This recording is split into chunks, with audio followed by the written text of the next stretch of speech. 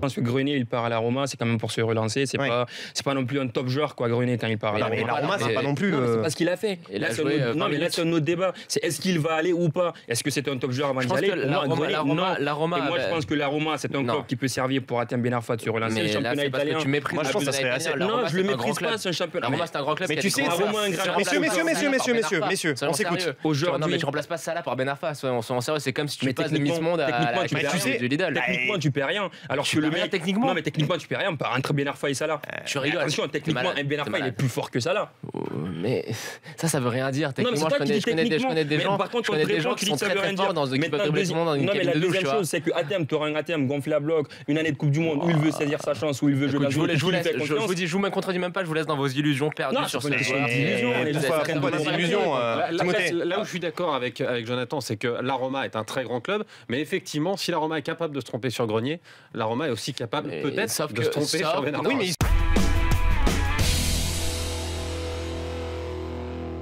Moi, de ce que je vois, c'est qu'on a un sélectionneur qui a la sélection depuis 5 ans, qu'on n'a aucune ligne directrice dans le jeu, aucune ligne de conduite et aucun plan de développement de l'équipe sur le moyen terme. Et ça me fait très très peur. Je pense que le fait d'arriver en finale de l'Euro qu'on organisait en France, il ne faut pas oublier qu'on a eu beaucoup de chance contre l'Allemagne d'une part, mais que d'autre part, c'était une compétition où on n'a pas gagné 2-0, on l'a pas voulu non plus. Et là, juste au moment où on doit se dire, tu vois, après, l'année dernière, on doit partir sur un cycle de 2 ans pour aborder 2018. Il rechamboule tout cette année. Ouais, mais justement, je trouve que c'est quand même assez déplorable de se dire que on nous avait dit l'Euro 2016 c'est un objectif, mais non, en fait ça nous sert d'objectif de préparation à la Coupe du Monde, et que là on nous rechange de discours. Le problème, c'est que j'ai l'impression qu'on accorde trop de crédit à Didier Deschamps et qu'au bout d'un moment il va falloir lui demander des comptes sur son résultat, comme on demande des comptes à n'importe quel employé, et que quand on fera le bilan comptable de ce qu'il a fait, on se rendra compte que c'est pas grand chose.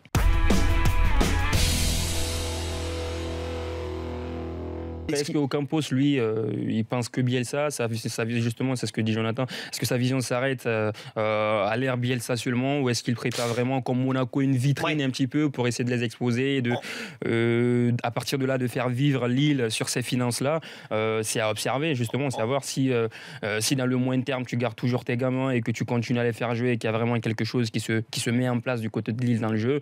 Non seulement sportivement, ça te rapporte, mais financièrement également, ça permet au club de s'asseoir sur une base. C'est hyper intelligent parce que quand tu bosses avec Marcelo Bielsa, tu sais, au travers de ses expériences d'entraîneur, on l'avait vu notamment à l'Olympique de Marseille il y a quelques années, que c'est le genre d'entraîneur qui est capable de tirer le meilleur de ses joueurs. On va se rappeler, Gianni Mboula a vendu 25 millions, Mario Lemina a vendu 11 millions, Djadjedje même qui a été valorisé 7-8 millions. 8 millions on peut faire la liste comme ça, mais en fait il a sauvé les finances de l'Olympique de Marseille, cet homme. Non mais voilà, donc il peut exactement faire pareil avec Lille, admettons, avec des joueurs qui a priori sont pas des noms extrêmement clinquants pour l'instant, mais qui sont des joueurs d'avenir recrutés pas très cher. Tu te dis, si jamais il arrive à fédérer autour d'un projet et à tirer le meilleur, la substantifique moelle de ces joueurs, ça peut se vendre très très cher à l'arrivée, quoi.